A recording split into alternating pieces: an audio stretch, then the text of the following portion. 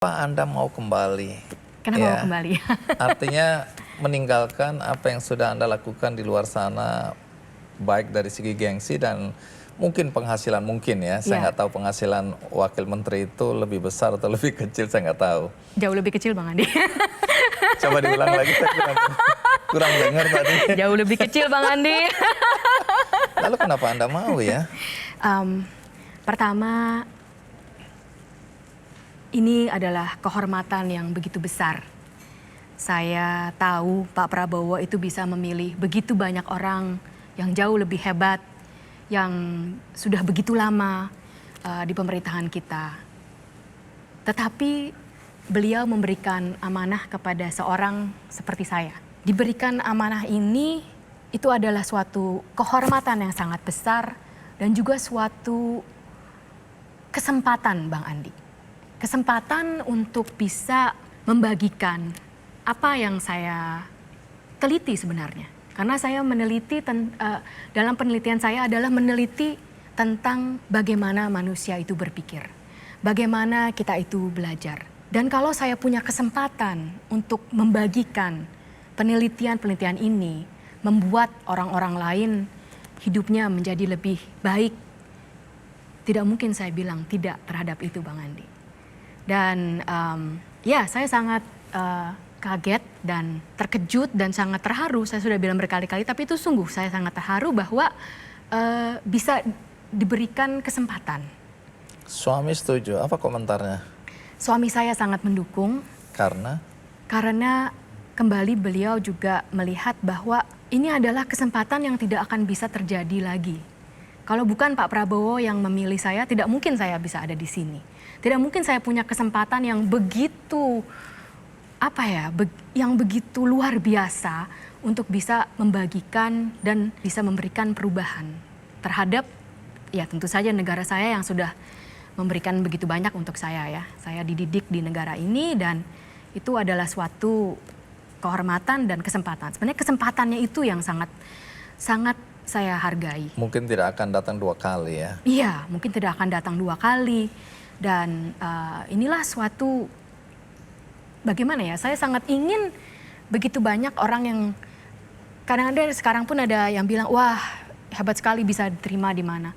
Tapi itu sebenarnya saya sering bilang, saya bukan orang nomor 20 paling pintar di Indonesia. Nomor 50 pun saya rasa tidak. Karena ada kesempatan-kesempatan di dunia ini, saya memang pintar-pintar mencari kesempatan seperti beasiswa. Dan bagaimana kita juga bisa melihat apa sistem-sistem apa yang kita bisa gunakan dari penelitian-penelitian ini untuk membangun negara kita. Karena kalau kita lihat dari sistem pendidikan, sains dan teknologi, ilmu kerisatan, Bang Andi, itu sebenarnya kita bisa menggunakan bukti-bukti yang sudah ada sehingga kebijakan kita itu menjadi efisien. Nah inilah menurut saya adalah suatu kesempatan seorang ilmuwan seperti saya yang cukup tahu tentang bukti-bukti ini, apa yang membuat anak lebih pintar, anak PAUD lebih pintar. Dengan cara murah misalnya, itu saya tahu dari bukti-bukti sains ini. Atau apa sistem, ekosistem sains yang seperti apa yang sungguh bisa menumbuhkan pertumbuhan sains. Itu juga ada penelitiannya. Kalau itu saya bisa bagikan dan itu bisa mempengaruhi kebijakan-kebijakan kita sehingga lebih efisien dan juga lebih ada gunanya. Itu kesempatan yang luar biasa Bang Andi. Ya. Satu hal ya, saya pernah mempertanyakan juga nasionalisme dari para peneliti ilmuwan Indonesia yang sampai hari ini masih ada di luar sana. Ya.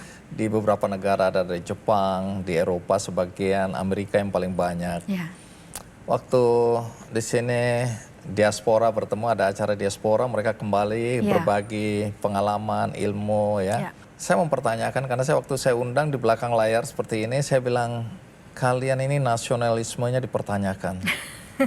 Karena kalian sampai hari ini punya paten yang begitu hebat, tapi di luar negeri. Kalian melakukan penelitian di luar sana dan dimanfaatkan atau bermanfaat buat negara di mana kalian berada.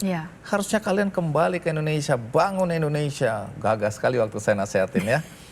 Nasionalisme kalian tuh kemana selama ini dan seterusnya. Saya bilang, ayo pulang. Bangun Indonesia dengan ilmu yang kalian miliki. Mereka tertawa. Dia bilang, Pak Andi, siap, kami akan laksanakan. Jadi ini beberapa teman ini. Gaji kami dibayar atau penghasilan kami diturunkan 10% aja. Jadi dari 100% 10% dibayarkan ke kami. Kami siap kembali. Berarti nggak ada masalah. Saya bilang, ayo pulang. Nah, cuma permintaan kami nih Pak Andi.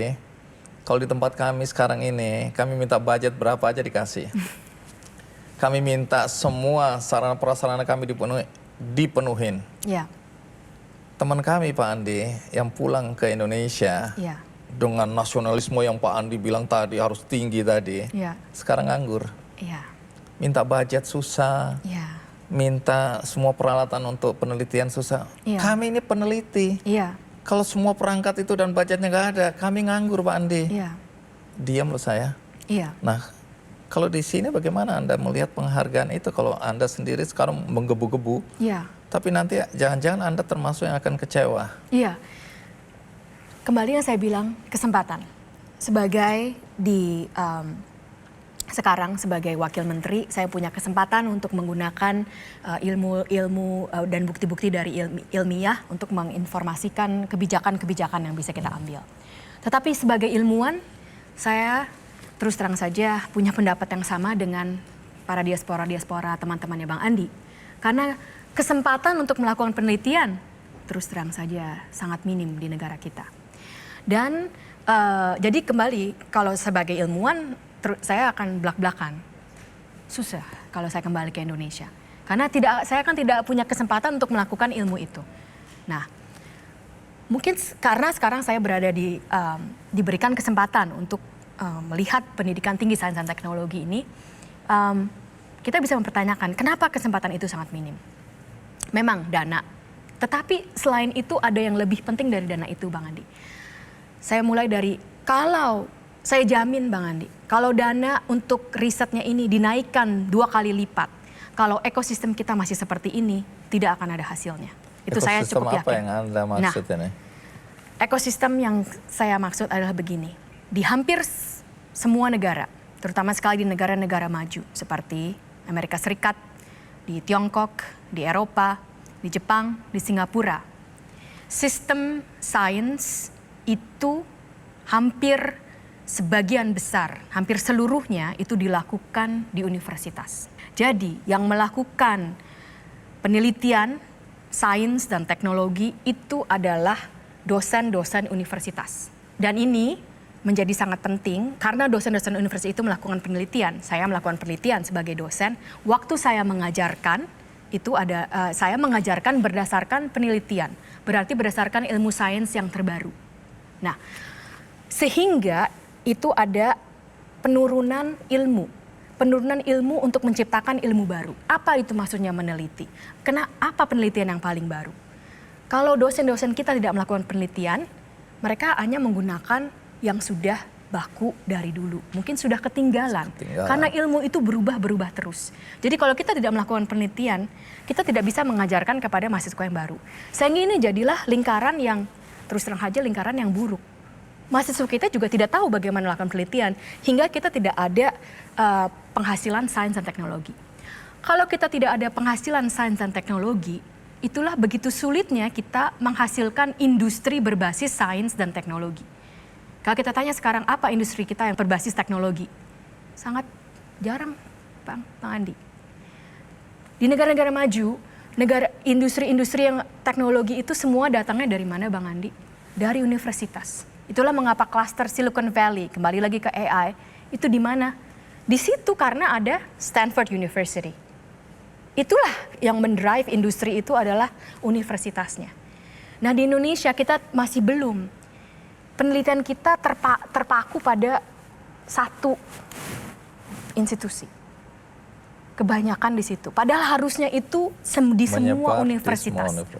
Kalau penelitian itu di semua universitas, dan sistemnya itu harusnya negara itu dengan dana yang ada itu menentukan prioritas apa, penelitian apa yang negara perlukan. Misalnya kita punya 28 komoditas hilirisasi. Ini berarti negara kita sangat kaya terhadap bahan-bahan itu mineral seperti silika, bauksit, nikel, ataupun juga dari rumput laut. Itu kita sangat kaya itu, dan itu mereka punya nilai ekonomi yang sangat tinggi kalau itu diolah, dihilirisasi. Tapi untuk menghilirisasi kita perlu sains dan teknologi. Kalau tidak ada teknologinya, rumput lautnya tetap akan dijual seperti itu, kita tidak mendapatkan nilai ekonomi yang 2 kali lipat atau 3 kali lipat begitu rumput laut itu dijadikan seperti kosmetik. Nah, yang kalau yang harusnya terjadi itu negara bisa menentukan. Kita memberikan prioritas terhadap yang kita perlukan. Lalu, ini juga yang menjadi paling penting.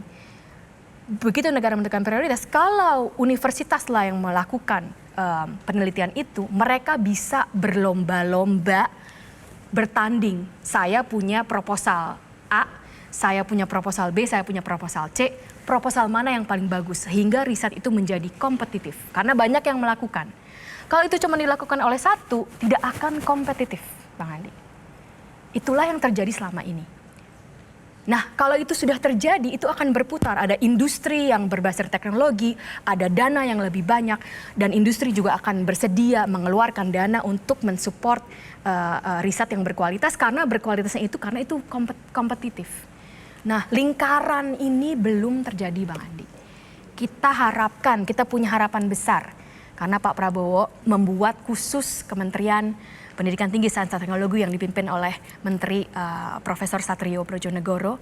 Di bawah pimpinan Pak Menteri, sungguh ingin kita galakan. Kita coba kembalikan riset ke universitas, sehingga riset kita itu kompetitif dan mahasiswa-mahasiswa kita juga bisa mengerti apa itu riset. Nah, itu yang bisa membuat pertumbuhan ekonomi. Jelajahi cara baru mendapatkan informasi. Download Metro TV Extend sekarang.